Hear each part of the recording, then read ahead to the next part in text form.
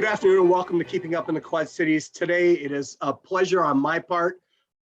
One of the people in the area who I believe is in the perfect spot to do what she does. We are lucky to have her leading an amazing organization, and I have been a fan forever and ever on many fronts. We're chatting today with President and CEO of United Way of the Quad Cities, Rene Gellerman. First of all, I know your schedule and time. Most people might not. I'm really grateful that you had a few minutes to share with us today. Oh, it's a complete honor. Always fun to talk with you. Let's get right to one thing that I think that's on our minds, Rene. Envisioning Bob Gallagher, the mayor of Bettendorf, Reggie Freeman, the mayor of East Moline, and Mike Tomes, the mayor of Rock Island. What they were doing was amazing, and the program that you have them involved with, Read United Quad QCs, is amazing. Can you talk about that program? Thank you. And let me just say about the mayors, it's unique that, we have 5 mayors here in the Quad Cities that collaborate all the time on initiatives. And I think makes a big statement, certainly made a big impression on the kids at that school. And they were more than happy to put those hats on. So I loved it. Read United really is an initiative in response to what we've learned about the impact of COVID on academic achievement for kids. And so last fall, we started working with the superintendents in Scott and Rock Island County to identify, in particular, 3rd grade reading proficiency, which has been a priority of United Ways for many years, because it's such a critical benchmark and predictor of a student's success in life. And so last fall, we worked with the school districts to do some assessments. We've now analyzed those assessments and we know the impact. And we aren't alone. This isn't just the Quad Cities. This is happening all over the world. But we now know that only about 30% of our 3rd graders are reading proficiently. And that is cause for alarm. But the good news is, Johnny, we can do something about it. And you have, and I love the goal of X amount. Talk about that to try to get 500 people to share that, that you're about halfway there. Yeah, we are. We started amazing. Recruiting just less than a month ago, actually. We're recruiting volunteers, and it's a commitment, but it's only a commitment really of about 8 hours. It just sounds like it's a bigger commitment maybe for some people, but we're asking volunteers to commit to once a week for 30 minutes to meet with a student, the same student every week, and to read with them. And it's even beyond reading. Our kids have been impacted by being disrupted socially and emotionally and confidence and all that. So pairing up with a student goes beyond just a reading proficiency. We really want to set these kids up with confidence in their reading, to know that the community thinks they're important, and we want to rally behind our teachers who have absolutely been heroic through this pandemic. So we're recruiting 500 volunteers. We have over 300 that have signed up already. Wow. If you commit this week, you have about 8 hours you're committing to through the end of the school year, and then we'll have another session in the summer and the fall. Amazing. I love the program. And I saw, well, it goes back to might be a bigger fan of the late Bob Oniveris as there was in the Quad Cities. I noticed that Group O stepped forward and had a big impact on this. And I saw a quote from Maria, his great Maria Oniveris, amazing young woman, who shared with it. Great that they're involved. Great that you have corporate sponsors or corporate entities that decided, hey, this is the right thing to be behind. And Group O has always been there. Group O has been amazing. They were the first company to step up. Maria and Greg Oniveris said, basically, this is a no-brainer. We have got to do this. When we look at the different population sectors, we also know that gap has grown among populations. So with Hispanic students, it was 54% were reading proficiently before COVID. It is now down to 24. And with Black students, 1 in 10 students are currently reading proficiently. And, Group O is continuing Bob's legacy and making sure that our community addresses some of those growing gaps. We are very fortunate to have a company with such extraordinary vision for equity in our community. Started out of the back of a station wagon. I loved it. Tears would always come into my eyes every time Mr. Oniveris would share that story. So I heard it 100, but the 101st time I still cried. Talk for a second. It's one of the neat things that I've always found about the United Way is, it's no matter what corporate entities you get involved, Rene, it's always been a boots on the ground. We're going to reach out and touch you type situation. We're not afraid to get face to face and chat with you about issues that need to be addressed within the framework of our community. Talk about that for a second, and how, I know it's been a tough 2 years, and I know you've continued to, through a variety of options to make your vision known.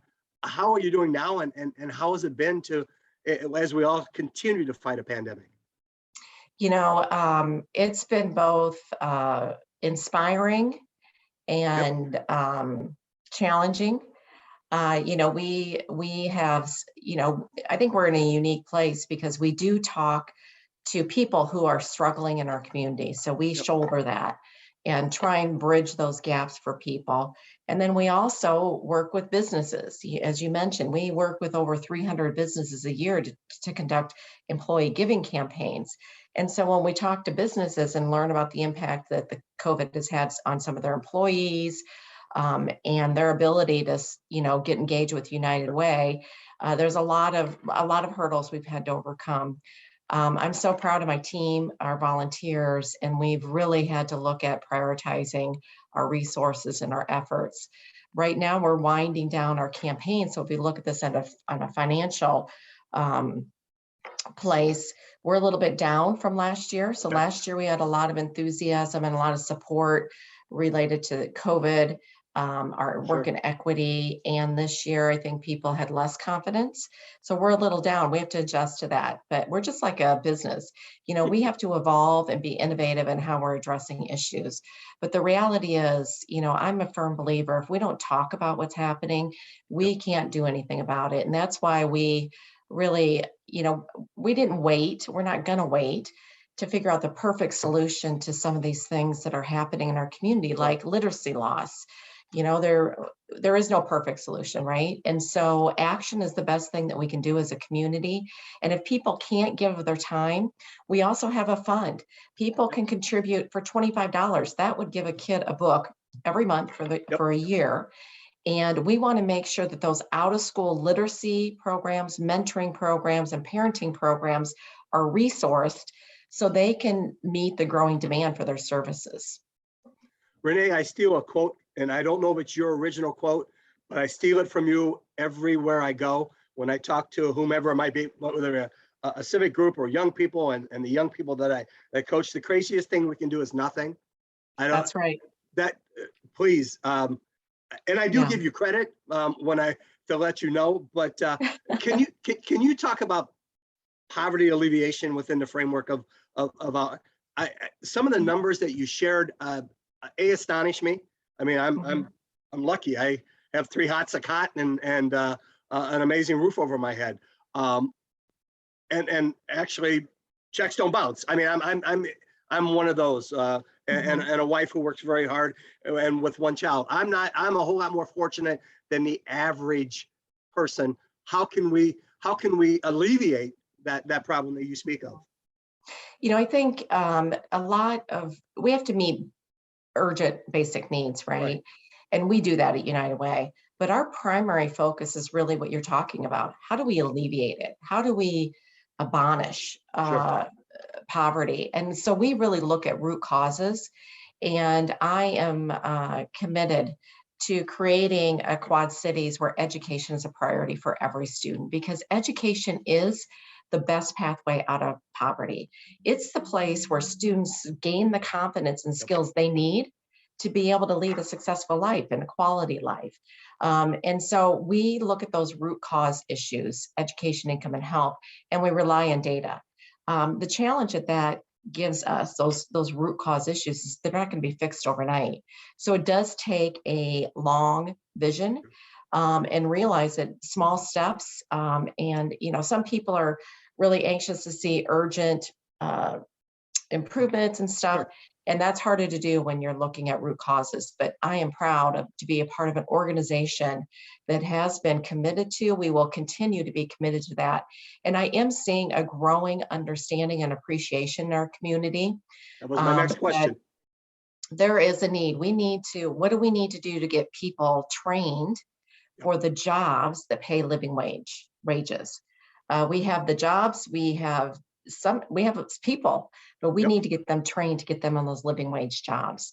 How do we make sure every kid graduates high school Yep. prepared to either succeed in a career or in college? And we have to make sure that every person, there should not be a person in our community that doesn't have access to health, physical and mental health care when they need it. Rene, I know you had a dozen years with the chamber, and the big table might have been the coolest thing that it ever done, and I applaud you for that. Thanks. But plus, and then you, even with the why, are young people, and I don't know, but you see it every day. Are young people that you're talking about and that we're trying to reach, do they want to come back? If they go away to school, Rene, do they want to come back to the Quad Cities, or are we still an inviting community of, I can't imagine what we don't have for 400,000, and 40 miles to our east or west, we're at 1 million. What are we going in the right direction there? I think we are. Q 2030 really was a pivotal initiative, still continues to be a pivotal issue, and changing this mindset that we're better off working together as a region. And it continues, it's kind of been refreshed, and I'm on that board still. And I have a lot of hope for what it's going to continue to do for our community. I think having all the mayors there the other day is really an example of how far we've come. I will say this is a wonderful community. I think we have to talk about it more, and Visit Quad Cities is doing an extraordinary job telling people and championing this region. We're fortunate. I have a son who's 30 years old who spent the last 8 years in Chicago, just moved back. His best friend, who obviously is 30 years old, he just moved back. And we are seeing the second generation of some of our, in particular, legacy companies, the second generation's moving back. And these young people think it's an extraordinary community. And I'm excited about the possibility of them growing into leadership roles within the community. We're on the right track, Johnny. Good. You just gave me two wonderful examples that, yes, okay, we'll go chase and have whatever we want in a larger, again, I don't know what you can't get in the Quad Cities that you can get in a big city, but that's me. And one of the things I always do is, before I get to sit down with people like you, Rene, is I look at who you're surrounded by. My goodness, you have an amazing team. And I know you're the face right here. You get to do this. You're the face of something that goes good, bad, and different. But you are surrounded by some amazing, and I'll go back to the boots on the ground, not afraid to step and make sure that they get better, we get better group. Can you talk about them? I wish I had that team. Yeah, I have a great team. I have a mix of long-term experience at United Way, but then we have a group of people that have come in the last 3 years who are innovative and not afraid to challenge status quo.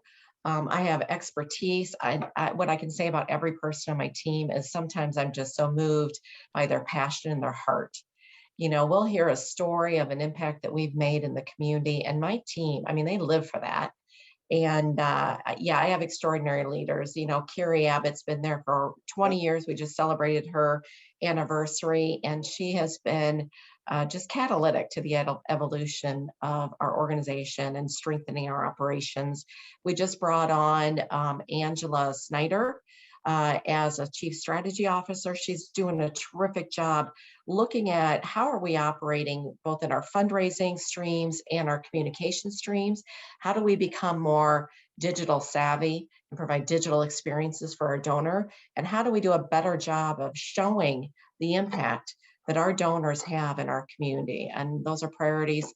We've got Marcy Zog leading community impact with all the nonprofits. She too has been there for a long, long time, and she has stepped up as a quality leader. She was untapped potential. She's a rock star. And I could go on and on about my whole team.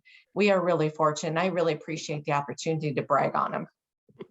Rene, if at the end of our discussion, if I had one thing I could do today to impact the good work that you guys do, and I could share with people, what would that be? You know what? It would be to volunteer, because that's incredibly important. Yep. Or to donate, or you know what, if neither one of those work, there's a couple other things. Champion United Way, be an advocate. We need people talking about the good work that we're doing in the community to inspire others, and you know what, to inspire hope. We know we Great can word. make change, and we want people to be a part of a movement that is committed long term to see us get to become one of the best regions in the Midwest. If somebody told you in 2018, when you decided to make that transition, and I'm sorry, you know, I think it was the best hire that they ever made. What would you have said then, and what would you say today? In 2018, when I left the chamber and went to United Way, I would tell myself in 2018, you have no idea the impact that you're going to be able to have in lives. You know, my inspiration, my passion is to make a difference in people's lives, has been my entire life. And I had no clue how I was going to be able to make the kind of impact that I have in this community and in people's lives. I am so incredibly blessed. And to be on the other side of, you know, Q 2030 was planning and facilitating collaboration, to be on the other side where I can actually have a grassroots impact and see it for myself is so gratifying and so inspiring. And I have a lot of hope for our community. One of the neat things I get to do when I get to say goodbye to people I have great respect for on this show is and I ask of you is, don't change. But please, as you know, you have to roll with every punch and adjust to everything that comes down your way. Don't change, Rene. You've been phenomenal.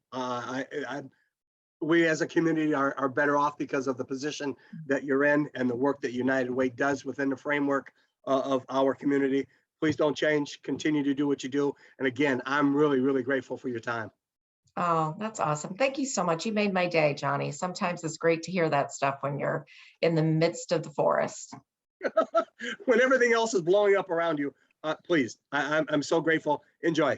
Thank you so much, Johnny. Good talking to you.